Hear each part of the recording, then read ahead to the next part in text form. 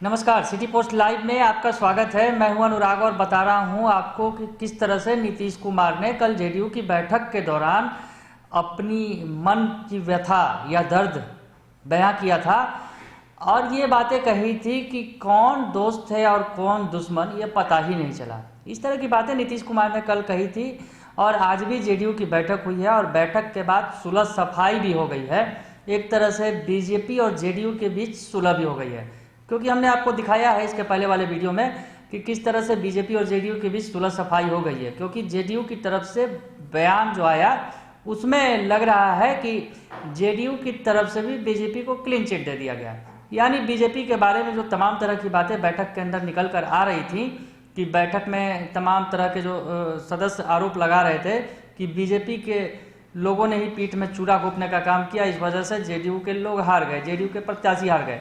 आधा दर्जन से भी ज़्यादा, लगभग दर्जन भर जो है प्रत्याशी हारे हुए जो थे, उन्होंने ये आरोप लगाया बैठक के अंदर। ये अंदर खाने से खबरें थी, उसका बवाल मचा हुआ था और बीजेपी की तरफ से भी सुलह सफाई की जा रही थी और अब जेडीयू ने भी क्लियर कर दिया है। इस बीच नीतीश कुमार के इस बयान पर कि कौन है दोस्त और कौन दुश्मन ये पता ही नहीं चला। दरअसल नीतीश कुमार ने कल बैठक में कहा था, ये बातें कही थी और इशारों में समझा जा रहा था कि कहीं ना कहीं उन्होंने बीजेपी के बारे में ये बात कह दी है।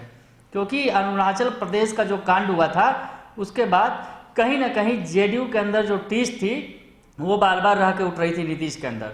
नीतीश कुमार बार बार इन बातों को अपने नेताओं के सामने कह रहे थे और बार बार ये भी कह रहे थे कि वो सीएम नहीं बनना चाहते थे, लेकिन उन्हें जबरदस्ती बीजेपी और जेडीयू के नेताओं ने मिलकर बनाया है, मतलब उनके कहने पर वो सीएम बने हैं। इस तरह की बात उन्होंने कल भी कही थी और ये बात उन्होंने तीसरी बार कही थी। पर दोस्त और दुश्मनी की जो बात की नीतीश कुमार ने, उसका जवाब अब बीजेपी की तरफ से आया है। बीजेपी के फायर ब्रांड नेता गिरिराज सिंह ने बड़ी बात कर दी है, जवाब दिया है नीतीश कुमार की इस सवाल का, या कि कौन है दोस्त और कौन है दुश्मन, जो नीतीश कुमार ने कहा पता ही नहीं चला। तो गिरिराज सिंह ने क्या कुछ कहा है, सुनिए। के लिए वो बंगाल को भी तबाह और बर्बाद करने पर। एक नीतीश कुमार कार्य समिति में बयान आया है कि जो दोस्त दुश्मन को पहचान नहीं पाए हैं, बीजेपी पर निशाना साधा है। मैं नहीं जानता कि हमारे लिए गठबंधन दोस्ती है। खोले दीजिए ना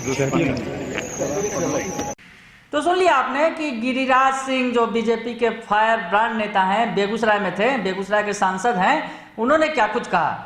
उन्होंने कहा कि दुश्मन, दोस्त और दुश्मन को के पहचानने का सवाल पर उन्होंने ये कह दिया कि मैं नहीं जानता हूं, हमारे लिए गठबंधन दोस्ती है, दुश्मनी नहीं।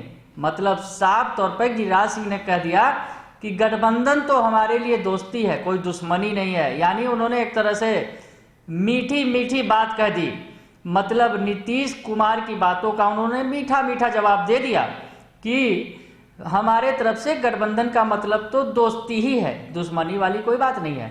यानी गिरिराज सिंह जो फायर ब्रांड नेता हैं और कभी नीतीश कुमार पर हमला करने से भी नहीं चूकते थे, इस गंभीर मसले पर मीठी मीठी बात करके निकल गए।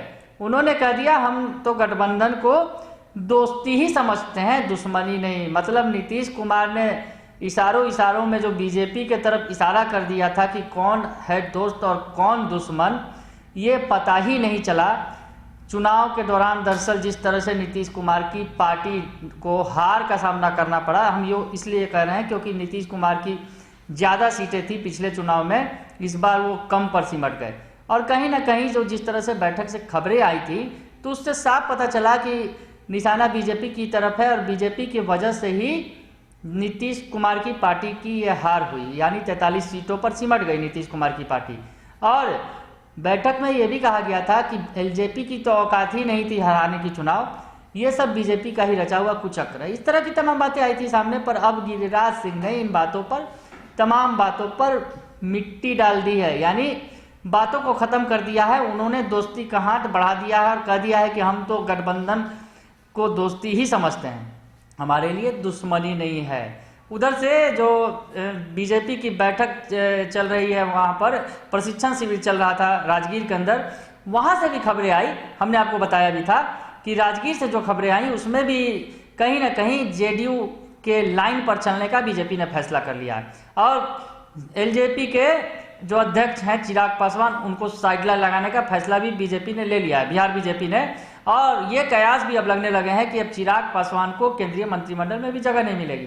तो ये तमाम घटनाक्रम आज पूरे दिन सुपर संडे, सियासत का जो सुपर संडे चल रहा था, उधर बीजेपी की बैठक, इधर जेडीयू की बैठक और इधर तेजस्वी यादव ने महागठबंधन की भी बैठक कर ली। तमाम बैठकों के बीच तमाम तरह की बातें, खबरें पूरे दिन निकलकर सामने आई।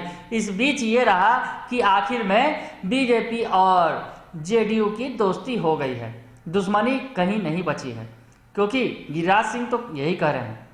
अगर आपको हमारी खबर अच्छी लगे तो इसे जरूर लाइक करें, सब्सक्राइब करें और शेयर करना ना भूलें। धन्यवाद।